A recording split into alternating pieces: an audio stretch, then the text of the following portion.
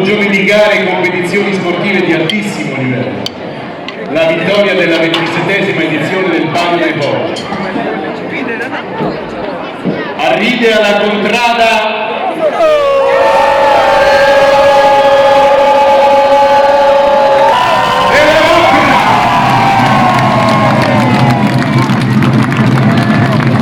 per i poteri conferitimi da mio padre in Cristo, Papa Alessandro VI, io, Lucrezia, governatrice della città di Nepi, a te consegno in palio, vinto con onore, il nome della concordia e della giustizia che sempre uniscano le quattro contrade.